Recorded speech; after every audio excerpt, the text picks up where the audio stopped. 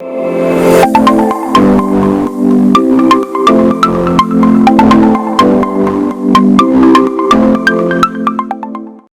hello viewers. Our voices and pens are stained with blood of words.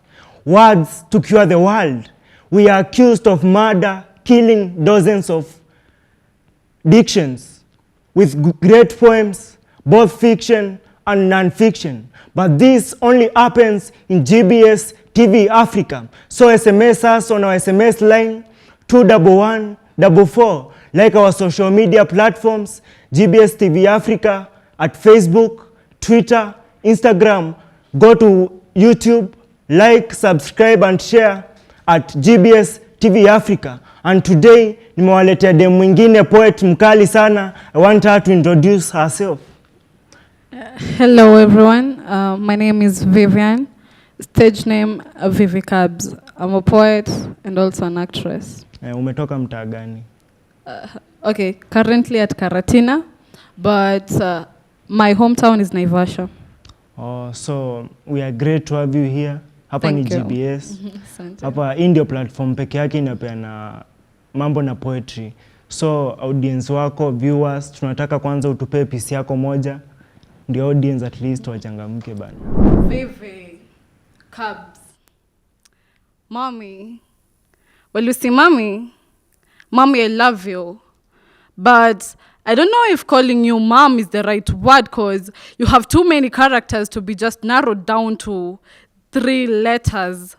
Or rather, should I modify it and use a 3-word sentence? I love you. Will that make it better? Well, Mom, I appreciate for everything that you did for me and for us, and also what you will do for us and for me also. Mommy, I'll never forget whatever you did for me to be here. I'll not forget that you always bent so that I could get something to eat. I will not forget that you could walk extra miles for me. I won't forget that. Okay, I know I was a mischievous kid back then. I know that I got strokes daily. Maybe stroking me twice per day wouldn't change who I am. But then I'm sorry for making you mischievous, but maybe I couldn't have changed. Or rather, let's say this. You see, sometimes you could cane me and I thought that you wanted to kill me. Actually, sometimes I even threatened to commit suicide because I thought that you were not my real mother. Or maybe sometimes you could beat me and I wish that the caning, or rather the stroking, could make me get a stroke so that I could be immune to the strokes and to the pain. But I was a kid back then. Right now I've known that you're my true mother, my biological mother, and my words can't express how grateful I am to you. Mommy, I see you as a queen, but actually you're a queen in the jungle. And I know that you're waiting for somebody to take you to the palace with your king where you truly belong. And that's why I'm here. That's why I'm working hard daily on this poetry. That's why I'm studying hard so that I can come and take you to your palace. Well, you see, when I was young, I used to sing to you. Mamangu nilishi kukuambia kwamba mikono yangu ni midogo sana, hawezi kufanya kazi. Lakini siku moja mamangu, mikono yangu itakuja kuwa mikubwa na pia mwili wangu utakuwa mkubwa. Na nikikuwa mkubwa mamangu nitakusaidia. I've always remembered that. Actually, I've not forgotten that. But you see, maybe I'm a grown woman, but trust me, my mind is still small. I'm still an infant in this world. I came to this world just the other day. And trust you me, the world has no pity. The world is beating me daily. Sometimes I feel like giving up, but then I remember that there's somebody back home waiting for me. And that gives me the power to push on. Well, you see, Mommy, you're not a fishy person. Actually, you're not a fish and you're not streamlined. But I think your mind is streamlined. Because the way you are always focusing forward, the way you're always moving forward without letting the waves take you down, that's the same attitude that I want in life. That attitude that I will always move forward without thinking, without seeing what is around me, without the waves wanting to take me down. But Mom, huku nje hakuko hivyo. You see, nobody wants to die young. You see, dying is something that nobody wants. That was not or rather, I never thought it could have come to this. But right now I fear, I have a phobia for death, let me say. I never thought that death really existed until I saw my homies, until I saw one of my best friends, until I saw one of my schoolmates disappear and being buried. They had dreams to be buried. Mommy, sometimes, I fear coming out of home because I don't know if I shall come back in a casket or if I shall come back in one pieces or maybe in pieces. Mama, usikie huku nje. Huku nje ulikuwa unaniambia ati nisome ndo nikikuwa mkubwa nipate kazi nzuri. Lakini usikie mama, saizi kazi yenyewe imebaki yenyewe ni kutafuta kazi. Na hiyo kutafuta kazi ilipi. Si ndio tunalipa kutafuta hiyo kazi. Mama, usikie politician alitudanganya. I told you I hated politics and I still hate them. Usikie alitudanganya. Alitudanganya ati tumvotie ndo atumie pesa ya umma ku develop, alienda akajenga hoteli na akajenga swimming pool hapo ndani. Pesa ya umma ikakunywa maji, wengine wakijibamba na maji, wengine wakijientertain. Alikuwa anacheza chini ya waba. Nimbeka ni fair. But bado niko na hope ati nitaweza kusurvive kwa sababu hizi waves, they will not let me down. You see, when I get married, I want to be like you, or rather I want to be like you in my marriage. You see, I want to treat my husband the way you treat daddy. Well, you see, you treat daddy like a baby, or is it that he's your baby? Well, the way you are kind to him and the way you give him hope is what I want. Like the hope that there's a better tomorrow and that he's not supposed to give up because some people believe that he is a man for which he is. So that's what I want. Maybe I should apologize. I know you've been with me all along and you've taken care of me. That's the reason why I'm not afraid to be close to you. I want to speak everything. I want to be open to you. Maybe when I was a kid, I was beating too hard. I knew you were talking to me when I was in your womb. I knew you told me sweet words, but I know I was mischievous. Maybe I was playing football. I grew up loving football. But anyway, Mommy, I promise. I promise that I will work hard, and my work hard shall not be in vain, because I myself am not in vain. I love you, Mama. What inspired you to write that piece? Okay, what inspired me to write the piece is the African woman. And the true African woman is what I see in my mom. So that's what inspired me. And have you ever tried to read that poem to your mom? Well, not really, because I wrote it very recently. But it's like when we talk, like the words just pop up. So it's something that she knows actually. But I think you should try and read her. I will. I hope she'll understand. Akumbuke venye alikuwa anakuchapanga auko una feel poa. Haiko inaleta shangwe, nilikuwa nachoma. But at least now you're expressing it. And then nimeona kuna part ya mwisho venye umemwelezea like sahi hakuna majob. Unajua like wazazi wanaweza ona umesoma, there are jobs, but huku nje watu wana struggle. So I think pay your part, you should tell her aone ache kuona ati una shine uko na ajue yani huku nje hakuna job, ajue venye una struggle. And then it's good to your voice, kuna watu huku nje wanapitia hizo vitu but hawajai sema, mama youth wengi. So I think umeongelea girl child wengi sana. Thanks. So I think unapaswa kuwa voice ya girl child. What do you think? Thank you a lot. Actually, I appreciate. I would love that. Yeah. So pieces zako mingi, is it about wanawake, girl child ama? Okay, so for me, mostly I write about me, and from me I get other people. So mostly it's feminine, but it's not biased. So mostly you write for you? Yeah, mostly I write for me, like experiencing that. Therapy also, yeah. So, and also living for yourself, you find yourself living for others. Yeah, exactly. So hiyo kujiandikia, unapata you are writing for others. So can you give us your second piece? Okay. Vivi Kabz. Baby, listen. Well, I still don't believe that you are actually not around. I still don't believe that you are not here with me. I still not believe that you walked away. Well, you see, I've been wandering a lot. Maybe you are wandering in the world, but you've been wandering around my mind. Maybe you're tired. Why don't you come and rest with me at my place? I wonder what made you think that you, or rather, what made you actually pack away and leave? I thought that last night we had a good time. Or is it that I did something bad when we were enjoying time? Is it that I did something bad? Or is it that you just got tired of me, baby? Is it that I could not satisfy you enough? I had satisfied you for years. Or is it that you could not find that what you found earlier in me, that you went looking for it outside there? Actually, it hurts me. It hurts me a lot because I remember you had promised me that before doing anything, you could talk issues out. You promised me that you could always talk. But why is it that this time you decided to take the action before talking, actually? Or is it that they say that actions speak louder than words? But I'm quite sure that this time, if we could have used words, this time if we could have talked our issues down, maybe the action could not have happened. But it's already gone. I mean, you've already left. You see, I still have memories of us. Memories of which I don't know if I shall smile to or cry to or get angry to or get disappointed. I don't know. But I have memories either way. I have memories of us, or rather, enjoying our time the first time, how we were in love. Well, you see, by then I had given up in love. I had said I will never love again. But then the way you treated me, baby, how could I resist your love?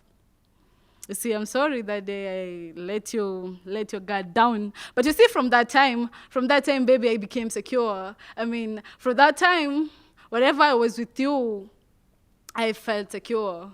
Your wet kiss on my lips could just make me feel secure, even though I was in a house alone. Your touch as we walked around the town and you catching my hand, I was not afraid of any feces, even though we were walking in the jungle of wild animals.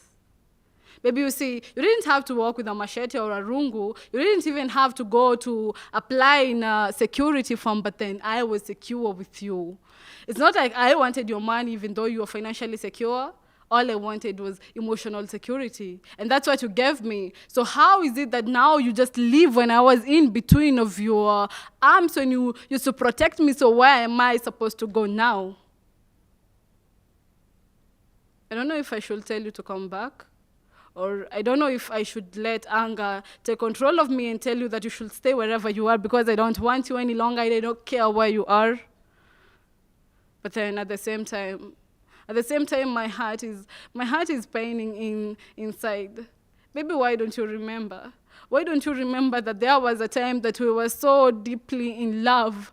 There was a time that we were so deeply in love that I had given you my everything.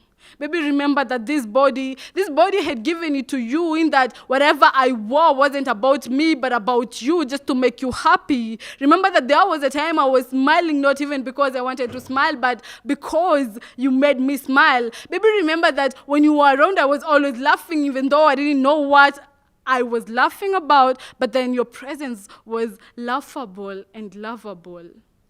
And this heart, I had given it to you fully, baby. You see, this heart actually, it was not even beating to supply blood in my veins or beating for me. It was beating for you, sweetheart. But the same heart is the one that you choose to heartbreak. The same heart is the one that you choose to pierce, and the same heart is the same that you crushed and stepped all over it. And you walked out scot-free in one piece while you had left me in pieces. At least you could have told me my mistake. At least you could have told me my mistake so that I could correct myself and collect myself together. Okay, do this. If you're not coming back, then just write to me a letter. Write to me a letter telling me the mistakes that I did, or rather why you had to walk away.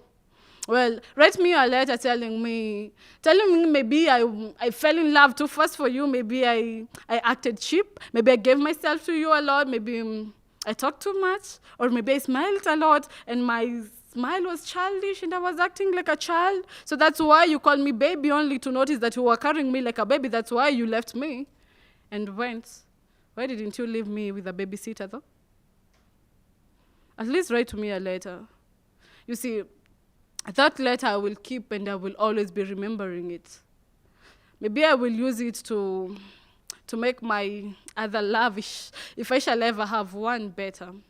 Just write to me a letter so that I can see that I was a fool once and that I will never be a fool again. But in the meantime, wherever you are, enjoy your life because actually you enjoyed me. Actually, it's an imaginary story in a true story. But when you may present, kai inakaa ukweli ilikuwa karibu shed tears.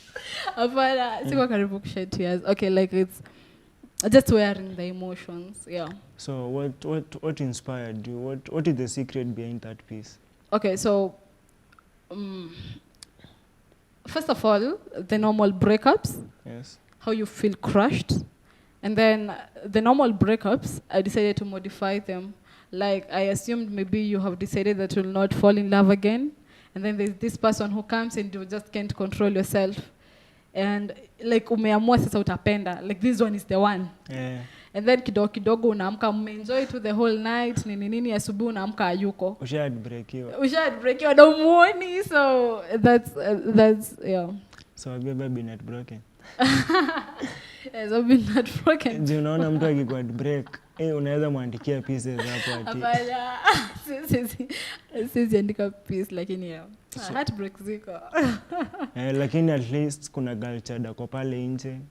Amekuwa heartbroken. At least umekuwa sauti yake at least. Okay, yeah. Na boy child muache kwa heartbreak watu. Please. I will beg of you. Spare girl child huko nje manze. Mpenda wasichana wenu, muache kwa heartbreak kama. Ni ukweli. So, how did you venture in poetry? Ulijipataje umeanza kuandika? Okay, well, for me, I've grown in a family of poets. So I started performing when I was little. Zile mashairi za Kiswahili, 3 paragraphs. Kwa maharusi, kwa nini, kwa church events. Nilikuwa naandikiwa na babangu. By then I was really young. So. And then I forgot about it and then revived it when I was in high school form 2. So your dad alikuwa poet? Yeah, lakini sasa si spoken word poet. Alikuwa tu yeah. What about your mom? My mom is she loves acting. Yeah. Pia nimeona alikuinspire hiyo piece ya mami. Exactly. So umesema you have ever been heartbroken? Yes. What do you think? I think you should go and read that piece to huyo boy alikuwa break. What do you think? Yasha mwagika. Hezi zoleka. I think enda msomee at least umfunze adabu at least boy child wengine wasirudie hiyo tena kwa. Hiyo tabia. Sasa anyway, but we might try though. Lakini sasa si ataumia sana. Lakini boy child wako pale nje. Umesikia, mwache kwa heartbreak wasichana tafadhali. Ukipenda hati ya msichana, don't hurt her. Juu atakuandikia pieces na hizi mahati bana. Sawa? So don't hurt girl child. Mpenda wasichana wenu. So I was thinking, give us that piece. Okay. Vivi Kabz. Nakumbuka zile enzi zenye wananchi walikuwa wanaishi kwa pamoja, kukula kwa pamoja, kutembea kwa pamoja. Ile time yenye dem angependa sura ya tu mbili kwa hali na mali. Ile time yenye mwananchi angesafiri kwa matatu, kulipa tu mapeni matatu waende ifurahie bahari. Ona sahi kuomoka ni kudrive a 4-wheel car. Ona saizi ya 5 big animals ziko matatani. Ona politician anadai ongezewe his 6-figure salary. Siasha sahau wati wananchi waliamka saa 7 usiku wa 8 waende kumpigia kura. Yes, alikuwa anakula vinono. Ona maskini ameamka saa 9, ameacha wanawake 9 na ameenda kwa tajiri labda apate kitu cha kulisha wanawake 9. Lakini saa 10 ishafika na bado hajatoka kazi. Inabidi ametembea maili 10 kwa sababu hata hiyo shilingi 10 ya sukuma hana kwa nyumba. Nyewe kusukuma hii maisha ni ngumu. So alimchachati alikuwa pretty na ati giving her body to you was just a pretty issue. ukamchocha ati venye ulikuwa unampenda, si wewe ulikuwa unajua vizuri sana ulikuwa unataka kumbeba ka tissue, na venye ulimtumia si ulimtupa, sijui kama ulimflash ama ulisahau. Ulimchocha wewe ulikuwa player, si ulimwambia ulikuwa football player, ulisahau kumwambia venye ulikuwa unacheza madem na venye ulikuwa shatan body yake kuwa playground kukula tu groundnuts daily kumchezea. Si baadaye ulimdunga ball, ukamdunga ball na ukadai ajikate alipoanza kusokotwa na hiyo ball venye ulikuwa unajua kusokota mipira na kusokota wasichana, ukamwambia aondoke. So ulifunga bao alafu tena ukaruka hiyo bao. Mchezaji gani yule? It's so sad kuona our girls in the lakeside having to exchange their bodies just for a pack of sanitary towel. Well, you see, this is a fishy behavior. Just having to exchange your body so that you can be given fish to sell. But then I won't judge them. I won't judge them because they can't afford it. I mean, sanitary hygiene is actually not available to everyone. It's not actually cheap to everyone. But maybe I will blame these other ones. Do you want to tell me ati binadamu tumekuwa na ofisi na ubinafsi ati kusaidia msichana aliyetabani kwa siku 3 peke yake ita affect budget yako? Unaona utumie body yake, baadaye umharibie life na una expect utaitwa mwanaume kweli? It's sad that siku hizi you see charity starts at home. Ati siku hizi ni charity stays at home. So hizo pads mnapewa, mnazitan kuwa a business opportunity. I mean, ni funny venye condoms zinapeanwa huku nje for free, lakini sanitary towels zishakuwa a business opportunity. Akina charity wabaki huko nyumbani wakiteseka, akijamani mbona? Why? I wonder what buying just a pack of sanitary towel, which is actually 50 bob, an underwear and a soap for that lady maybe will help her for a month, but trust you me, she'll never forget. Uski bado kwa life. This is what I always say. Uski afadhali unyonge tumbili kuliko uproduce watoto wawili na unaua future ya mama, unamuacha huyo mama abaki huko akiteseka, alafu una expect kuitwa mwanaume. Uski mwanaume si sauti, uski mwanaume si misuli, mwanaume ni responsibilities. So kaa wewe huchukui hizo responsibilities zako. I'm sorry, actually don't take offense, and if you want to take offense, I don't care. But then you are not a man to me. You are a man. Napenda venye unaongelelea umoja, sijui Kenya tuichange tuite umoja. Hati si wote tukue pamoja kama hiyo key na moja. Hiyo pisi kofiti. Then unaona hiyo part ya hiyo fishi, hiyo mademu wana exchange. Hiyo part ulifikiria nini ukiandika hiyo wana exchange? Hiyo part ya fishi. Actually I think it's the truth, kwa sababu imekuwa sometime back in the news. Venye okay, let's just go direct to the point. Like Victoria, unapata the girls, I take no offense, the girls like, so kuna hawa fishermen wenye wanavua fish, and then the girls have to come ndo wapewe fish because they don't have money to buy. They have to exchange their bodies so that they can be given the fish. So I feel that is a fishy behavior. Like, huyu mwanaume seneza not your sanitary towel once, mbona uchukue body yake na unampea hata umpei pesa, unampea samaki ende auze, na akikosa customer mama zikioza anajiuza, alafu kesho utamwambia ati ananuka shoga na wewe ndio ulifanya anuke shoga. Alafu una advice aje au madema wanafanya hizo fishy behaviors? Okay, so for me, I cannot judge them completely. I cannot judge them, but what I will actually ask, it's upon us. I mean, if you can afford just that 100 bob, just try to help a person, because like life iko place yenye sometimes you do things certain kwa sababu unataka. Yes, you know that's not what you're worth, but inabidi tu. And actually, if you've gone through that and now you're doing something, then, or rather umekuwa place, then just try to support and uinue tu mseani. What about your party politicians? Do you think politicians are equal to our country, wako fair? Honestly, for me, I even don't like politics. But I wonder, sitaki kuongea vibaya, but anyway, like what I believe is politicians, ukituambia utatujengea barabara, first of all consider huyo msichana sasa atatembea wapi na inabidi amekaa nyumbani, barabara itamsaidia aje? Like let's stop building the roof before we have built the foundation. Let's start with the foundation first. Politician wanatujengea barabara na bado mambo yetu hayajaenda. Hata hatuna magari manze. So tuanze na kujidevelop kwanza. Tuache, let's not jump to the milestones which we can't reach. You see? Yeah, so let's step by step. So umesema umetoka Karatina. So ambia viewers wetu pale, audience wako pale, social media platforms watakupata. Juu watakutafuta sana juu pieces zako. Tell them. So YouTube Vivi Kabz, Facebook Vivi Kabz, like, follow my channel, Instagram Vivi Kabz also. Yes, what else? Yeah, I come from Karatina, so watu wa Karatina, yo, watu wa Naivasha, hometown. Thank you a lot, and thanks for your support actually. I really appreciate.